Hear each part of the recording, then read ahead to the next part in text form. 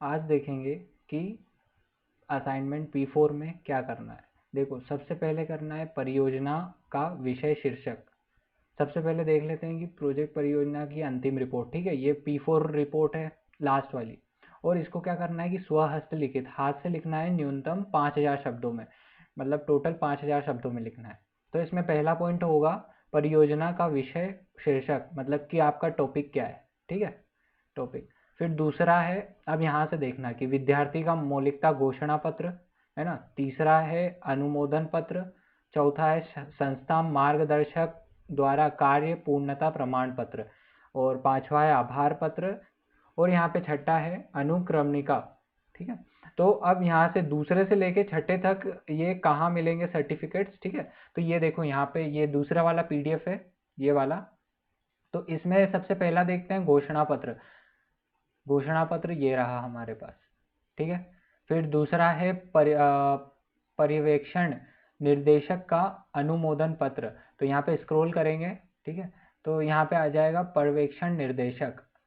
और पूर्णता प्रमाण पत्र, मार्गदर्शक द्वारा पूर्णता प्रमाण पत्र, तो ये नीचे है कार्य पूर्णता प्रमाण पत्र, ठीक है। यह भी मैं बताता हूँ कि ये कहाँ पर मिलेगा PDF।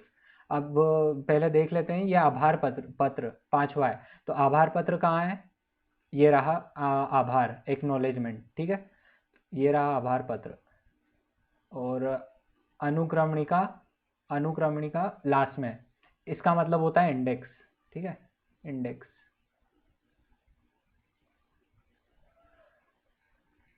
तो ये वाला जो PDF है ये नीचे डिस्क्रिप्शन में दिया रहेगा, गूगल ड्राइव की लिंक से, तो वहाँ पे डाउनलोड कर लेना, ठीक है। तो ये वाले सारे के सारे हमारे एक एक, दो, तीन, चार और पाँच, ये पांचों पत्र, इनका क्या करना है, प्रिंट आउट निकलवाना है। और इनमें फिल क्या क्या करना है वो अभी मैं बताता हूँ, एक मिनट। देखो, ये जो है ये सारा का सारा इंग्लिश में ट्रांसलेटेड है, तो ये वाला PDF भी, टोटल 3 PDF दिए रहेंगे डिस्क्रिप्शन में, तो तीनों को डाउनलोड कर लेना। एक हिंदी वाला है, एक इंग्लिश वाला है, और एक सर्टिफिकेट्स हैं ये वाले, घोषणा पत्र और ये सारी चीज़ें। तो यहाँ पे पहले देख लेते हैं घोषणा पत्र कहाँ पे है।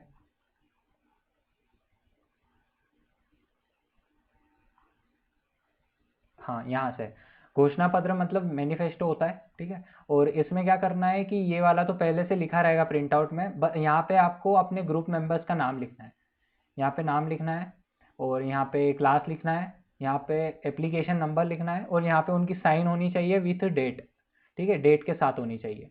फिर इसके बाद अगला आता है पर्यवेक्षण निर्देशक। अब इसमें सेकंड वाले में क्या करना है, इसको इंग्लिश में क्या बोलते हैं, सुपरवाइजर डायरेक्टर्स अप्रूवल लेटर।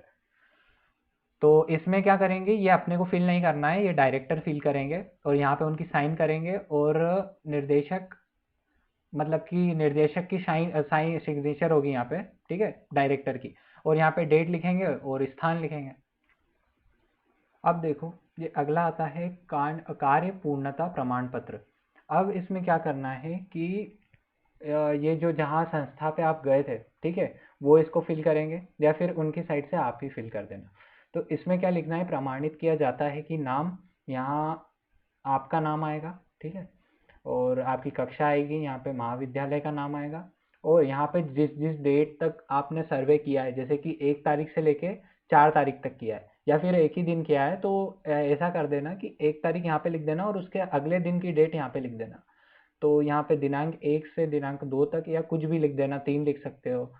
तो दिनांक 1 से दिनांक 3 तक इस संस्था से संबंध में उपस्थित रहकर, और उपस्थित रहकर कौन से क्षेत्र में आपका कौन सा टॉपिक है, ठीक है, जैसे कि आपका डीमार्ट है, तो डीमार्ट यहाँ पर लिखकर उपस्थित रहकर डीमार्ट के क्षेत्र में, डीमार्ट की मार्केटिंग की क्षेत्र में, है ना, पूरा पूरा लिखना पड़ेगा।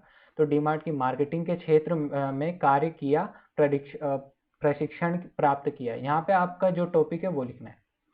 तो ये भरना है आपको, ठीक है। फिर आएगा कि नाम, यहाँ पे क्या लिखना है आपको, आप लीडर का नाम लिख के, और पूरी टीम लिख सकते हो, या फिर आपके हिसाब से किसी का भी नाम लिख सकते हो, या फिर सारे लोगों का नाम लिख सकते हो। तो यहाँ पे नाम आएगा, फिर परिश्रमी, समर्पित और परिणामोन्मुखी हैं, और ये सब आ जाएगा। फिर शुभकामनाओं सहित अब इसमें क्या करना है, यहाँ पे स्थान लिखना है जहाँ पे वो सर्वे हुआ था, आप करने गए थे, और डेट लिखनी है तब वाली जब आप सर्वे करने गए थे, या फिर आज की लिखना, यहाँ पे आज की डेट जिस दिन आप सबमिट कर रहे हो, या फिर उसके 1-2 दिन पहले की डेट यहाँ पर लिखना है। और फिर संस्था की सील, जहाँ पर आपने सर्वे किया है वहाँ पर वहाँ उनकी सील लगेगी, ठीक है। तो उनका सील या कुछ भी सिग्नेचर चाहिए होगा, ठीक है। तो ये अब प्रमाण पत्र भी कंप्लीट हो गया। फिर अगला आता है एक्नॉलेजमेंट, आभार पत्र। इसमें क्या करना है, यहाँ पर हमको नाम लिखना है, यहाँ डेश लगा के कॉलेज प्रिंसिपल का नाम लिखना है। ये देखो यहाँ पे कॉलेज प्रिंसिपल लिखा हुआ है इंग्लिश में, तो प्रिंसिपल का नाम लिखना है यहाँ पे। फिर शिक्षक निर्देशक, जो आपके टीचर जो आपको गाइड कर रहे हैं, जो आपसे कलेक्ट करते हैं प्रोजेक्ट और ये सारी चीज़ें, ठीक है, उनका नाम लिखेंगे यहाँ पे। और फिर जो दूसरे प्रोफेसर्स हैं हमारी कॉलेज के, और या फिर कलीग्स हैं या फिर हमारे दोस्त हैं, उनका नाम यहाँ पर आएगा, ठीक है, जिन्होंने मदद करी है प्रोजेक्ट में। और टीम मेंबर्स का नहीं लिखाएगा, टीम मेंबर्स का नाम यहाँ पर लिखाएगा, ठीक है। अन्य अन्य कोई व्यक्ति है तो उसका नाम यहाँ पर लिखाएगा। और फिर बाह्य संस्था के प्रमुख एवं अन्य सहयोगी, इसमें तो अभी कुछ नहीं करना है क्योंकि अभी एक्सटर्नल्स हमारी कॉलेज में आए नहीं है ना। और 5वां भी छोड़ देना है, classmate, relatives and other from home cooperation was obtained. इसमें लिख सकते हैं कि कोई दूसरे दोस्तों ने अगर आपकी मदद करी हो आपके टीममेट्स को छोड़कर, तो उनका नाम भी लिख सकते हो आप यहाँ पे। फिर यहीं पे वही स्थान आ जाएगा, तो आपकी कॉलेज का नाम लिख देना, और यहाँ पे डेट लिख देना उस दिन की, या फिर उस मतलब जब सबमिट करने जाओगे उससे 1-2 दिन पहले की। फिर लास्ट में आता है, ये पेज तो खत्म हो गए इंग्लिश में, ये लास्ट में आता है अनुक्रमणिका,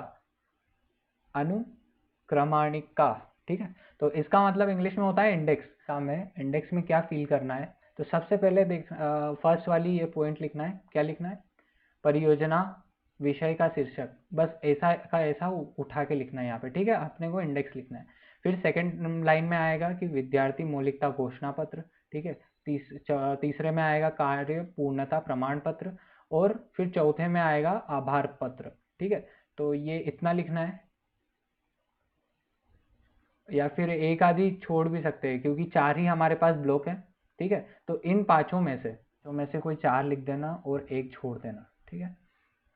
अब आगे क्या आता है कि अध्याय प्रथम, ठीक है, अध्याय प्रथम, ये सारे के सारे हमारे सर्टिफिकेट्स हो गए, है ना। ये यहाँ तक के हमारे सर्टिफिकेट सारे के सारे हो गए 6th तक। अब इसके आगे देखते हैं अध्याय प्रथम, चैप्टर फर्स्ट में क्या लिखना है। अब इसमें चैप्टर्स बने हुए हैं P4 में, तो चैप्टर्स में क्या क्या लिखना है वो देखते हैं। तो सब ये रहा हमारे इंग्लिश में चैप्टर 1, ठीक है। तो इसमें होगा परियोजना कार्य का परिचय एवं क्षेत्र, मतलब क्या होता है कि introduction and scope of work लिखना है, कि इंट्रोडक्शन लिखना है हमें हमारा टॉपिक का, जो आपने P1 P2 P3 में किया था ना, उसके जैसा सिमिलर ही लिखना है। फिर दूसरा आता है कि पृष्ठभूमि साहित्य समीक्षा, तो इसमें बैकग्राउंड आएगा उसका, जो आपका टॉपिक है उसका क्या बैकग्राउंड है, क्या हिस्ट्री है, और उसका लिटरेचर रिव्यू जैसा आपने पिछले प्रोजेक्ट में किया था। फिर आएगा परियोजना कार्य की योजना, प्रासंगिकता एवं लक्षित प्रतिफल, तो यही प्लान ऑफ प्रोजेक्ट वर्क जैसा पहले लिखा था, रिलेवेंस एंड टारगेट रिटर्न, ठीक है। टारगेट रिटर्न का ये मतलब होता है कि आपने सर्वे किया और आपको क्या फ़ायदा मिला उससे, क्या क्या आपने नॉलेज गेन करी है, ठीक है, या फिर उसकी क्या समरी निकल के आई है, आपको क्या सीखने को मिला है। फिर आता है लास्ट वाला पॉइंट चैप्टर फर्स्ट का, कि संबंधित कार्यस्थल संस्थान का विवरण जहाँ कार्य किया गया है, तो यहाँ पे डिटेल्स बतानी है कि आप कहाँ पर सर्वे करने गए थे, तो यहाँ पे उनका लोकेशन दे सकते हैं, मतलब एड्रेस दे सकते हैं, कॉन्टैक्ट नंबर दे सकते हैं, और जो फॉर्म पे गए थे आप, मतलब कि सर्वे करने गए थे, तो उस जगह का नाम बता सकते हैं। फिर 8वीं मतलब कि दूसरा है कि अध्याय द्वितीय, चैप्टर सेकंड। अब जो हमारा पहले जो हिंदी में पीडीएफ मिला था उसमें ये अध्याय तृतीय नहीं था, ठीक है, इसको द्वितीय बना के दे दिया था, और ये द्वितीय वाला असलियत में नहीं था, तो ये कॉलेज के ही वेबसाइट से मिला है। तो यहाँ पे देखते हैं अध्याय द्वितीय में क्या क्या है, चैप्टर 2 में क्या क्या है। परियोजना कार्य प्रणाली, वर्क फ्लो बताना है, तो प्रोजेक्ट का वर्क फ्लो जैसे आपने पहले लिखा था कार्य प्रणाली P2 में था शायद, तो वैसा का वैसा लिखना है। फिर जानकारी संग्रह, फील्ड सर्वे का विवरण, तो इसमें अब क्या क्या लिखना है कि डिटेल्स वो देनी है जो आपने इन्फॉर्मेशन कलेक्ट करी है और सर्वे के दौरान, ठीक है, जो जो आपने कलेक्ट करे हैं, क्या क्या सवाल पूछे हैं, वो सारी चीज़ें बतानी है। फिर सेकेंड चैप्टर का तीसरा पॉइंट आता है कि विश्लेषण की प्रविधि, अनुप्रयुक्त तकनीक, जानकारी, आंकड़ों का विश्लेषण। अब इसका मतलब क्या होता है कि आपने कौन कौन सी मेथड्स यूज़ करी है एनालिसिस करने के लिए, और टेक्निक्स क्या क्या यूज़ करी है सर्वे करने के लिए और एनालिसिस करने के लिए, जो डाटा आपने कलेक्ट किया है। तो इसमें आप लिख सकते हो कि आपने नोट्स बनाए फील्ड पर जाकर, है ना, और फिर उसके बाद इन्फॉर्मेशन को अच्छे से कलेक्ट करी है और फिर गूगल से उसको रीचेक किया है और उसके बाद जाके असाइनमेंट पेपर में लिखा है। अब ये टेक्निक्स लिख सकते हो जो कि अभी P3 में भी सेम टू सेम आई थी कि हमें मेथड्स बतानी थी और टेक्निक्स बतानी थी। P3 में थी या P2 में थी, ठीक है, तो वैसा ही लिखना है। फिर आता है हमारा तीसरा चैप्टर, अध्याय तृतीय। तो इसमें क्या क्या है तीसरे चैप्टर में? निष्कर्ष प्राप्त, प्रतिफल एवं विश्लेषण, मतलब कि कंक्लूजन, रिजल्ट्स एंड एनालिसिस, कि आपने जो एनालिसिस किया है उसका कंक्लूजन क्या निकला है, कि जो आपकी कंपनी जिस पे आप सर्वे कर रहे हो, आपका टॉपिक है, वो फायदे में है कि नुकसान में, ठीक है, वो भारत में आगे डेवलप कर सकती है या नहीं कर सकती है, और बहुत सारी चीज़ें आती है कि रिजल्ट क्या निकला है, कंक्लूजन क्या निकला है, ठीक है, मतलब आपके पूरे सर्वे का कंक्लूजन क्या निकला है ये बताना है, समरी बतानी है एक साइड से।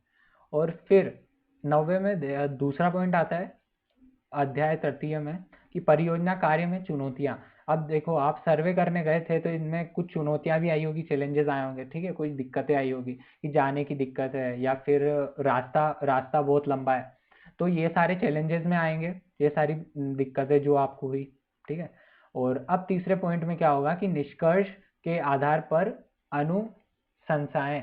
तो इसका मतलब क्या होता है कि रिकमेंडेशन बेस्ड ऑन फाइंडिंग्स। तो मतलब इसमें आप रिकमेंड कर सकते हो अपने हिसाब से, जहाँ पर आप सर्वे करने गए थे तो वहाँ पर आपको क्या कमी लगी, ठीक है, उसको आप यहाँ पर रिकमेंड कर सकते हैं कि उनको क्या क्या चीज़ें सुधारनी चाहिए अपने वर्क फ्लो में और सारी चीज़ों में। तो जितने भी आप रिकमेंडेशन दे सको उतनी अच्छी बात है, ठीक है। और फिर आती है संदर्भ सूची। संदर्भ सूची में क्या आती है? Reference list. अब ये क्या होता है संदर्भ सूची? मतलब ये देखो, ये रहा है इसका पूरा का पूरा डिटेल्ड। संदर्भ सूची क्या होती है कि कार्य की साहित्य समीक्षा और प्रविधि, तकनीक आदि के संदर्भ में जिन पुस्तकों, लेखों, ऑनलाइन संसाधनों आदि का उपयोग किया गया है उनके पूर्ण विवरण यहाँ सूची के रूप में दिए जाएं। अब इसमें क्या करना है कि आपने कहाँ से रेफरेंस उठाया है। जैसे कि आपने अमेजोन की इंफॉर्मेशन निकालने के लिए कोई सी वेबसाइट सर्च करी, जैसे मान लो कि रिसर्च गेट नाम है वेबसाइट का, तो वहाँ पे वेबसाइट का नाम लिखना है, ठीक है। और कई दूसरी वेबसाइट से भी आपने जानकारी निकाली होगी, तो उनका सारी वेबसाइट्स का नाम, या जहाँ से भी आपने ली हो, किसी बुक से ली हो या कहीं से भी ली हो, तो उनका नंबर वाइज उनका नाम लिखना है बस आपको, ठीक है। तो ये हो गया है हमारा संदर्भ सूची। तो ये 10 पूरे के पूरे पॉइंट लिखने थे हमें। और ये नीचे क्या दिया गया है कि ये जो हमारे ये हेडिंग्स है, परियोजना कार्य का परिचय क्षेत्र, ठीक है। तो परियोजना का विषय और ये परियोजना कार्य का परिचय एवं क्षेत्र, ये देखो ये रहा। तो इसको थोड़ा डिटेल में समझाया है, तो जिसको नहीं समझ में आ रहा है ना, तो वो यहाँ से पढ़ के समझ सकते हैं, ठीक है। और ये इंग्लिश में भी सेम टू सेम ट्रांसलेट किया हुआ है, ये वाला, ये यहाँ पे सारा का सारा इंग्लिश में। तो ये 3 पीडीएफ है टोटल। एक तो हिंदी का ट्रांसलेशन है पीडीएफ P4 का, और एक इंग्लिश का ट्रांसलेशन है, और एक है हमारे पास सर्टिफिकेट्स, सारे के सारे घोषणा पत्र जो हमें प्रिंट आउट करवा के निकलवाने हैं, ठीक है। ये रहा हमारा तीसरा वाला पीडीएफ। तो इन तीनों की पीडीएफ की लिंक नीचे डिस्क्रिप्शन में मिल जाएगी, तो आप डाउनलोड कर लेना।